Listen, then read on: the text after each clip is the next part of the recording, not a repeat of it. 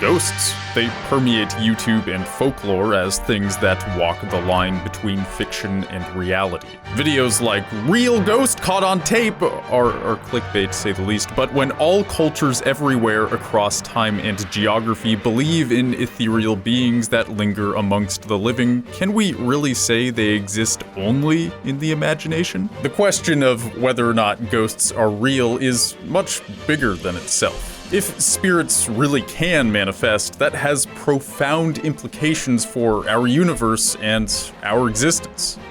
But is there life after death? Do we have a soul? If you answered no to both of those questions, then chances are you don't believe in apparitions. But if you answered yes, then chances are you are at least open to the possibility. Indeed, to ponder the existence of these misty, elusive legends is to ask the question, how does reality really work? How does reality really work?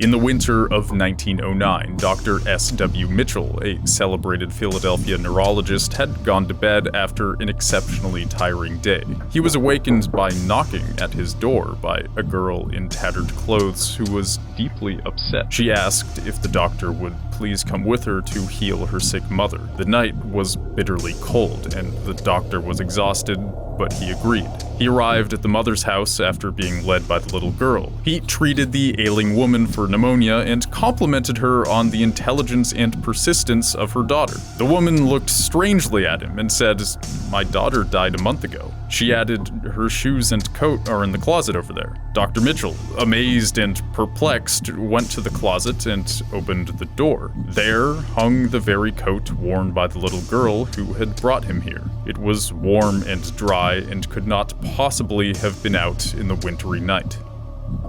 This story has been circulated many times, including by famed preacher Billy Graham. Maybe you've heard it before. Stories like these have haunted human societies for thousands of years, but in the book The Science of Ghosts by Joe Nickell, he investigates many stories like these and finds they don't hold up to scrutiny. At least in the cases he bothered to list. Turns out, Dr. Mitchell was a real person who spread this story with his own pen. Nickell did some investigating until he found a letter received by Mitchell inquiring as to whether or not the story was true. In Mitchell's own handwriting at the top of the letter, he says, "One of many about an early eligible ghost tale of mine. In indirect admission, the story is fake.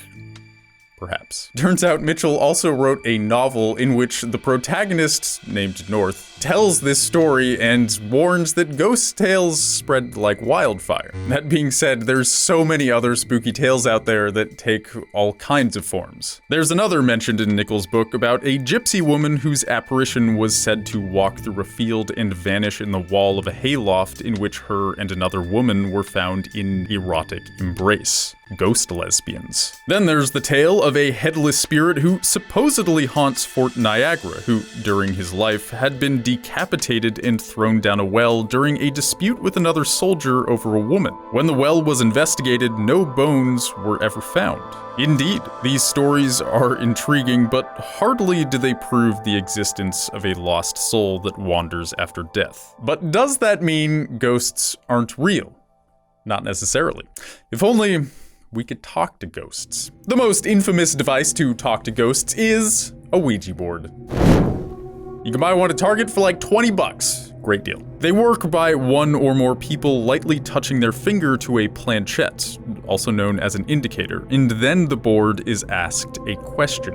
Any spirit present will then work through the bodies of those touching the planchette. Often unsettlingly lucid answers unfold, even when several people are touching the planchette at once. A friend of mine supposedly had talked to someone who died over 100 years ago, while 4 different people were touching the indicator at once. The spirit gave his year of death, his ethnicity, etc. He was Native American and died in the late 1800s, in case you were wondering. When things got too weird, my friend and his group stopped the seance. I have reason to trust this person, so the question isn't whether or not this actually happened, but rather whether or not he actually talked to a ghost. Skeptics say that Ouija boards work by something called the Ideomotor Phenomenon. The Ideomotor Phenomenon is the phenomenon by which honest, intelligent people can unconsciously engage in muscular activity that is consistent with their expectations. That is to say, it's not a spirit controlling the planchette, but rather the subconscious of those touching it. Even when many hands are engaged, they all unknowingly work together to produce something satisfyingly spooky. At least, that's what the skeptics say. How could you tell the difference between a spirit doing the movement and your subconscious doing it? The answer is that you can't.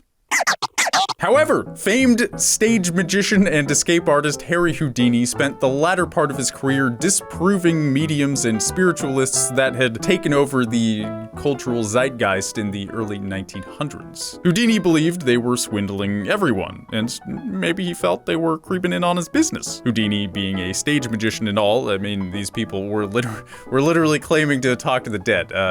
Their show was one up in his, maybe? In his whirlwind tour, he uncovered mediums who claimed the dead could speak through table movements that were actually occurring from said medium applying pressure with their hands, often without realizing they were doing it. This is the Ideomotor Phenomenon in motion. Then there were showy shows of ectoplasm and dolls becoming animated by possession of spirits. Ectoplasm was always revealed to be either cheesecloth or wood pulp, and possessed dolls were simply animated by sleight of hand or hidden contraptions. After poring over many accounts of spiritualists, mediums, and investigated folklore, I can tell you that hard evidence for the paranormal and any supernatural occurrence is extremely hard to find. When people make their living doing something strange, it's par for the course to ham it up. I found this all disappointing, to say the least. The question of how does reality really work seemed to have a pretty mundane answer that didn't involve ghosts. But there was something in Joe Nichols' book that he repeated over and over, like he really said it a lot. Ghost sightings often occur during a waking dream, which is in the twilight between dreams and wakefulness. Apparitions are also most likely to be seen during daydreams or other altered states of consciousness. Many occur, for example, while relaxed or concentrating on some activity like reading or performing routine work. Joe Nichols has been a paranormal investigator for 4 decades, and he does not mince words that ghosts are nothing more than figments of the imagination. A waking dream, as he calls it. Sleep paralysis being one such example of that. A person wakes up unable to move with their brain still in sleep mode, but they are awake, eyes open. It's well documented that people will see a ghost, demon, or not quite human entity standing over them in the darkness of night. Sometimes they even communicate. Could the nature of supernatural entities be such that they most vividly manifest in dreams? Those states of consciousness we slip into every night, which some believe are in touch with a different part of reality. That could be true. They also could just be hallucinations. Projections of the mind going outwards in front of you. But what about sightings where someone is lost in a good book or doing laundry only to look up and see something impossible? These are hardly altered states of consciousness. They are only altered states in that while lost in a good book or focused on a chore, often the mind is in what's called a flow state, a state of mind when a person loses themselves to the moment and is simply acting without thinking. Being in tune with the now is a place we all want to be. So why should that imply a ghost while seen in it is not real? I never did find a good answer to that question.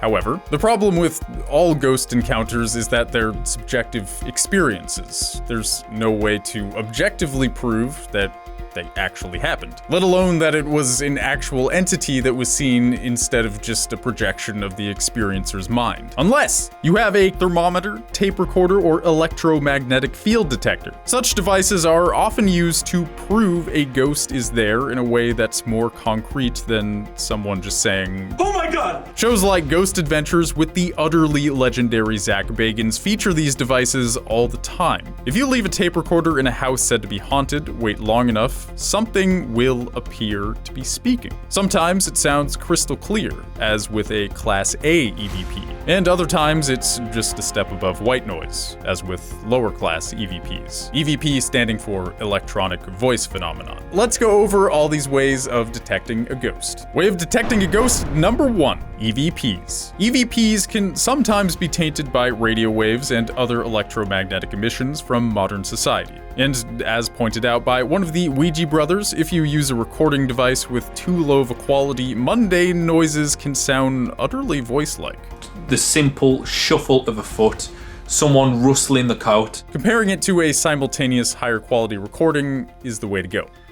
Or just use the higher quality recording. Temperature fluctuations can often be explained by old houses with bad insulation, and EMF detectors can absolutely be affected by electrical currents in a house, or solar activity and other ambient electrical phenomena. That being said, all of these ways to objectively measure whether or not a spirit is actually there are interesting, to say the least. However, let's not forget that these tools for objective measurement are wielded by subjective people. This can lead to false positives that take credibility away from the real deal, if there is such a thing. That's why, if you're gonna believe a weird story, it's good to get one from credible people. I've got one, if you have the time.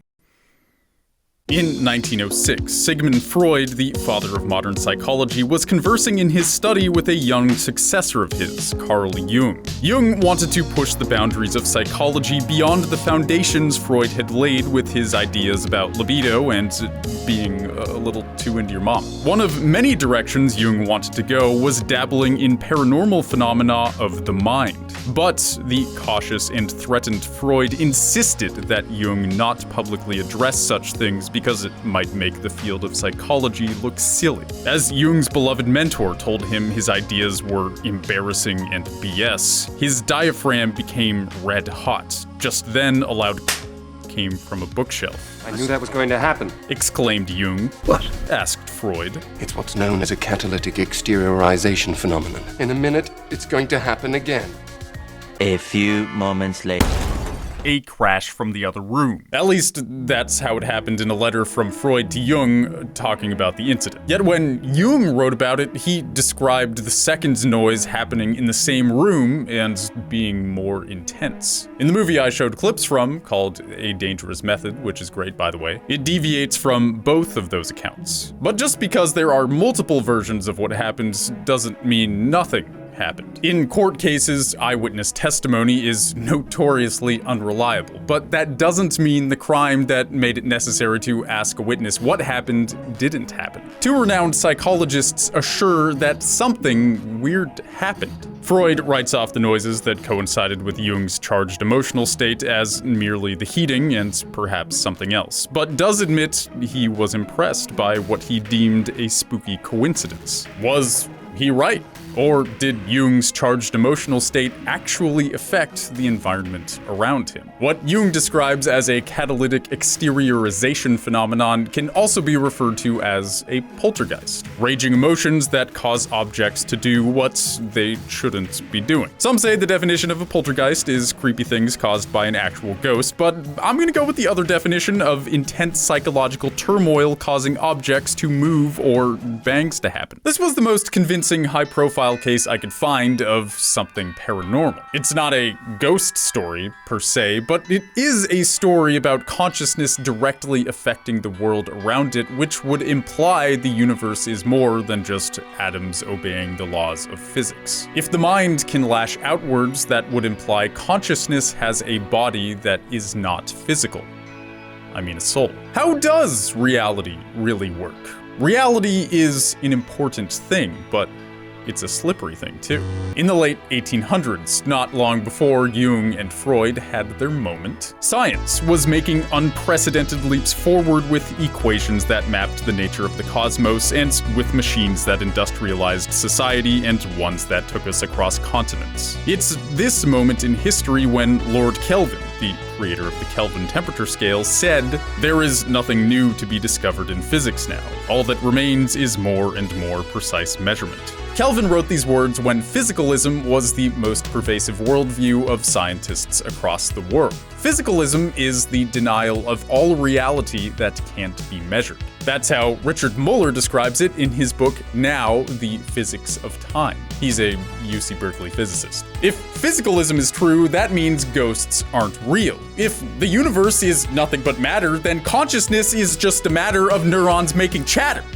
The soul would not be real, and consciousness could not interact directly with the world around it, and certainly it couldn't linger after death. Unfortunately, Lord Kelvin didn't live long enough to see science get smaller and venture into the world of quantum physics, where God throws dice. You've likely heard the buzzword quantum physics. Sometimes the weirdness of this unsettling branch of physics is used to justify outlandish ideas probably not based in reality. But with the discovery of how things work on the quantum level came the first evidence against physicalism. Embedded within quantum physics often comes talk of the collapse of the wave function. If you haven't heard of the collapse of the wave function, don't worry. The collapse of the wave function is simply how now is generated. Now. Right now. This very moment. Right now, and for every now, the wave function collapses for every subatomic particle in the universe and makes this moment possible. I'd say though the wave function is collapsing all the time. Actually, it's only collapsing right now. It hasn't collapsed yet for the sentence I'm about. Some subatomic particles have been shown to be moving backwards in time, meaning they're originally from the future. So they were generated in a now after this now that is also happening right now.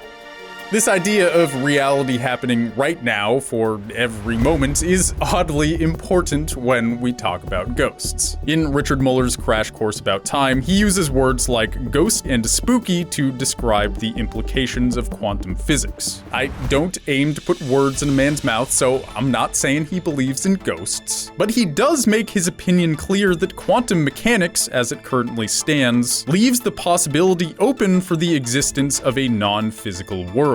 By non-physical world, I mean another side to reality from which the irrational spills in. Here's one such example of the irrational. Muller describes one experiment where two radioactive particles decayed at different times despite being completely identical in every way. The metaphor he uses is two identical sticks of dynamite with identical fuses, if lit simultaneously, would explode simultaneously. And he goes on to say nothing about their behavior makes sense in that regard. The laws of physics demanded these particles behave identically, but they each chose their own path, so to speak. Not to mention that experiment I briefly mentioned earlier about particles traveling backwards in time is hardly something a rational mind would expect. During Lord Kelvin's time, when physics was unlocking truths about the universe so quickly that it seemed our knowledge was limitless, it made nothing but sense to believe that matter was the only thing that was real and the soul was an illusion. How could we say reality was anything truly mysterious?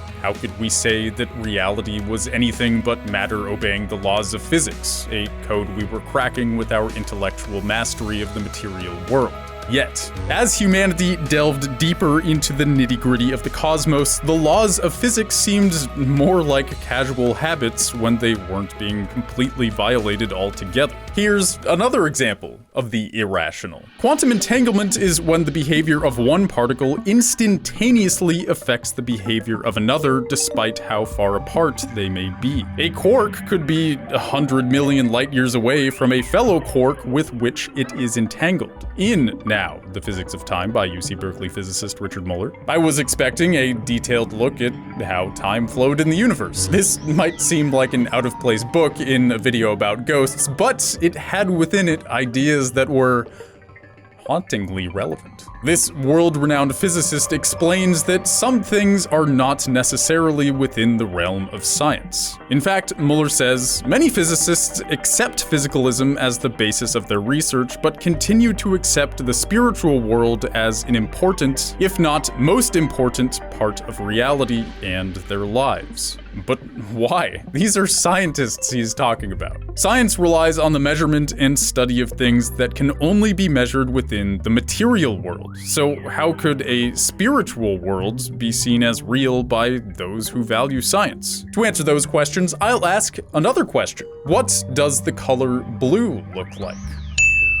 What does the color blue look like? It's not something that can be truly answered with words, at least not without using other colors as reference. The subjective experience that is seeing the color blue might be unique to any individual. Your blue could be my red. There's a thought experiment about a brilliant scientist named Mary. Mary lives her entire life in a black and white room with black and white paintings and black and white books and black and white anime. Despite having learned every fact about colors, she has never experienced them. Would Mary ever really know what those hues of the rainbow look like? This is to make you think about things that lie outside of objective measurements and therefore science. Experience itself holds a kind of truth that cannot be understood intellectually.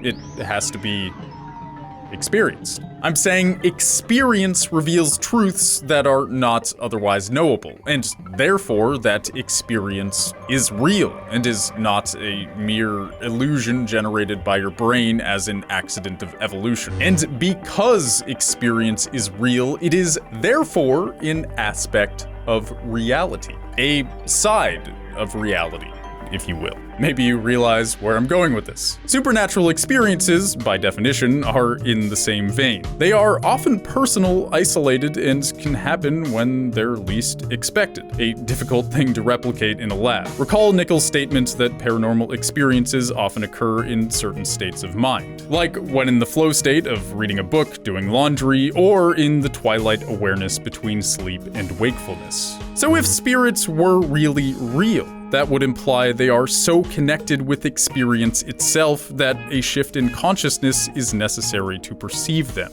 They would not be an ectoplasmic entity with its spooky toes pressed into your living room carpet. They would be of another kind of reality that is embedded in experience, not matter, and therefore are detected best by consciousness, not instruments. That's why I'm still unconvinced about the accuracy of using tape recorders, cameras, etc. to sense the energy from the other side. Objective measurement of something that comes from the side of reality that is subjective would be a difficult thing to do. That being said, be careful with Ouija boards, just in case. For the mortal plane to cross with a weirder plane would be a very big deal, and again, a difficult thing to make happen. Ghost hunters might have you believe that reaching out to a ghost is something that's so mass-producible that you can make 21 seasons out of it. But remember that reality is a strange and slippery thing.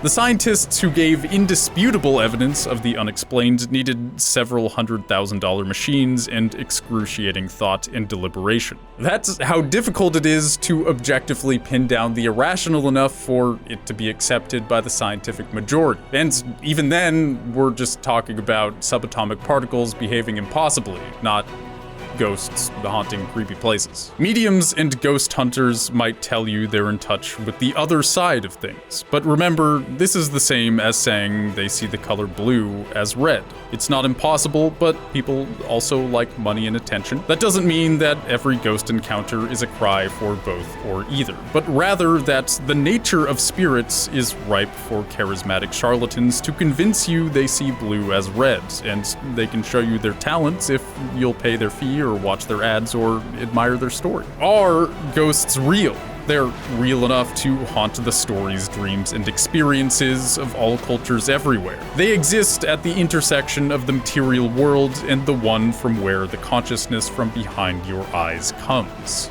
Physicalism will tell you that consciousness is an illusion generated by neurons in your brain, and therefore ghosts sensed by consciousness are just a hallucination. Spiritualism will tell you that there are two sides to reality, and it just so happens that the objective side we're most familiar with can occasionally be touched by entities that live within the subjective other. How does reality really work? I'll leave that question to you.